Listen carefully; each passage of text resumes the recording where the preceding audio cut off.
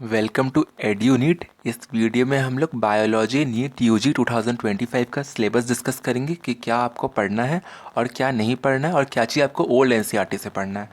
तो first chapter what is living जो यहाँ लिखा हुआ है वो आपका द लिविंग वर्ल्ड में से आ गया, और ये जो व्हाट इज़ लिविंग टॉपिक है ये आपको ओल्ड एनसीईआरटी से पढ़ना है, और टेक्सोनॉमिकल एड्स आपको नहीं पढ़ना है। और फाइव किंगडम क्लासिफिकेशन जो है ये आपका हो गया बायोलॉजिकल क्लासिफिकेशन चैप्टर, ये आपको पूरा का पूरा पढ़ना है। फिर प्लांट किंगडम में से आपको ऑल्ट्रेशन और जनरेशन नहीं पढ़ना है। एनिमल किंगडम में आपको पूरा का पूरा चैप्टर पढ़ना है।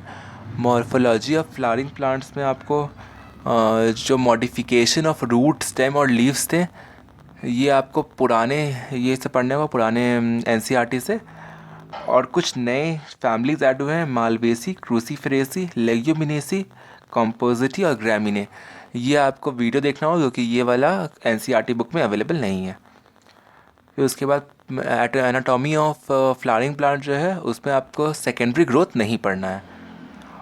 और उसके बाद आपको ओल्ड एनसीईआरटी से प्लांट टिश्यू जो कॉलन काइमा स्ट्रेन काइमा वाला पार्ट है ये आपको ओल्ड एनसीईआरटी से पढ़ना होगा क्योंकि न्यू एनसीईआरटी में ये नहीं दिया हुआ है।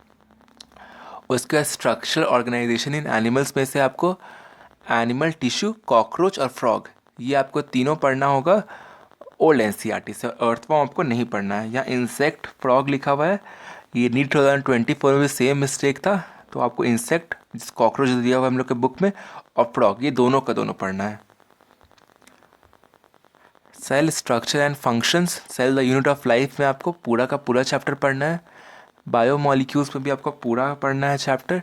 Cell cycle and cell division में भी पूरा चैप्टर पढ़ना है। और उसके बाद आपको ट्रांसपोर्ट इन प्लांट्स ये पूरा ओमिट है। उसके बाद मिनरल न्यूट्रिशन ये चैप्टर पूरा ओमिट है।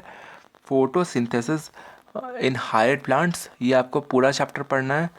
रेस्पिरेशन इन प्लांट्स ये भी पूरा चैप्टर पढ़ना है। और उसके बाद प्लांट्स ग्रोथ एंड डेवलपमेंट इसमें फोटोट्रॉफिज्म और वर्नलाइजेशन ये आपको नहीं पढ़ना है। फिर ह्यूमन फिजियोलॉजी में आपको डाइजेशन एंड अब्जॉर्प्शन नहीं पढ़ना है। Breathing and exchange of gases पूरा पढ़ना है। बॉडी फ्लूइड और सर्कुलेशन भी पूरा पढ़ना है। Excretory products and there elimination भी पूरा चैप्टर पढ़ना है आपको। लोकोमोशन एंड मूवमेंट भी पूरा पढ़ना है।